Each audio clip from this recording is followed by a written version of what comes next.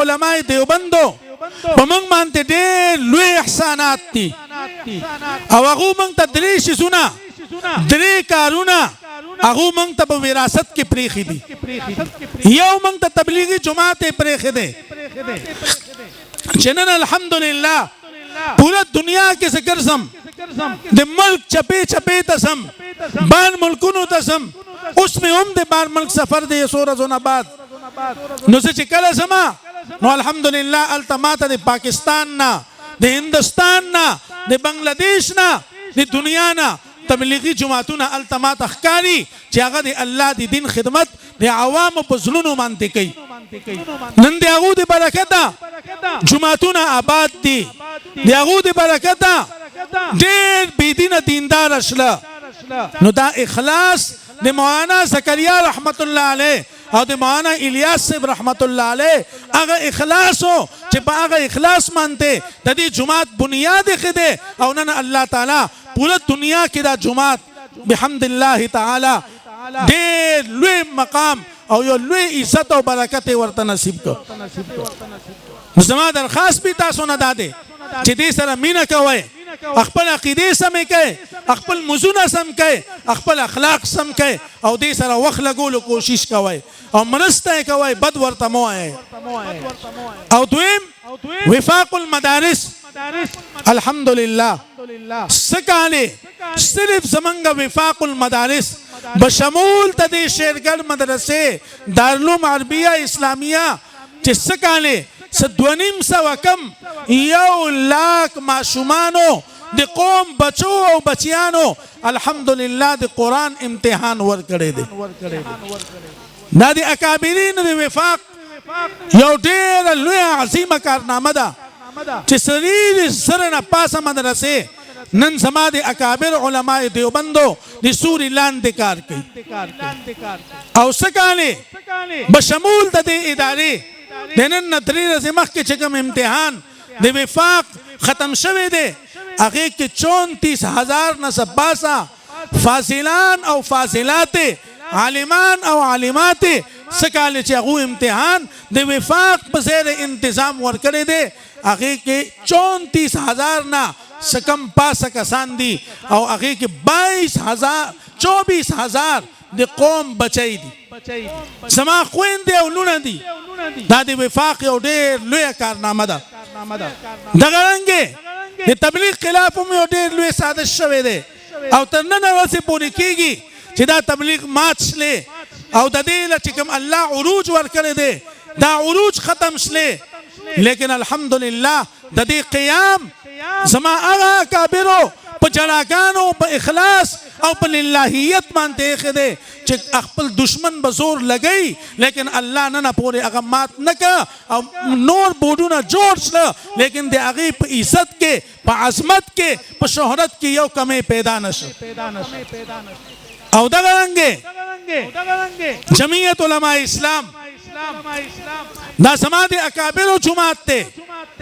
دا د حضرت شیخ الهند رحمه الله دا د مولانا احمد علی لاهوری رحمه الله دا د مولانا غلام غوث هزاروی رحمه الله دا د عبدالله درخواستي رحمه الله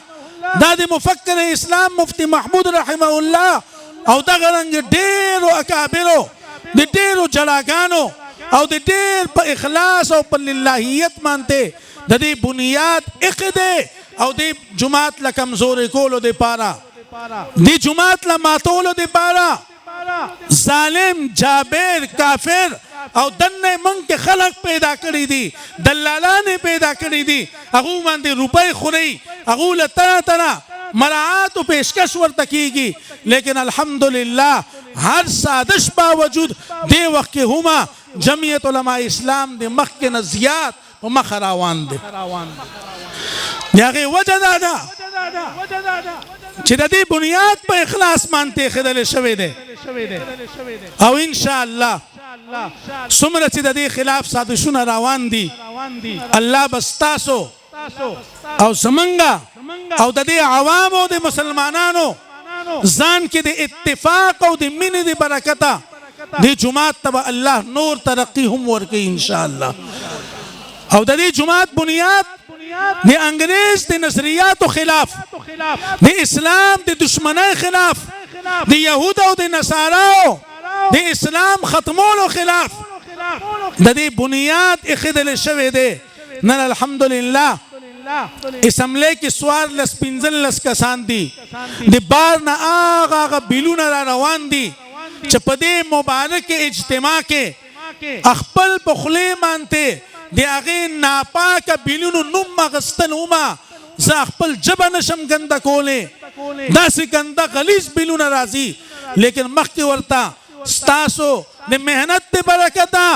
ستاسو د ووټ د پرچۍ د برکته نن چې په اسمبلی کې 14-15 هغه مجاهدین، هغه د اسلام سپهسالاران هغه ناست دي، الحمدلله کفر ته یو بند ودرول دی چې خبردار د بې حیایۍ بالقبول نه دی. مهنګایي به برداشت کو، په ځان باندې لوډ شیډنګ به برداشت کو، په ځان باندې پټرول به هم برداشت کو، هر قسم مهنګایي به برداشت کو، لیکن د اسلام خلاف سازش نشم برداشت کولی. د بې حیایۍ، د عریانۍ، د فحاشۍ خلاف زما د لور او د خور د سر نه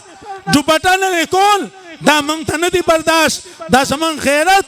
زموږ اسلام، زموږ تهذیب، زموږ مذهب، زموږ ملک، زموږ معاشره، زموږ خاندانی نظام دا موږ ته اجازت نه راکوي. او انشاءالله دا ټول بیلونه به الله د دې علماو د لاس د برکته انشاءالله دا عزایم به هم خدای عقل ته دفن کی.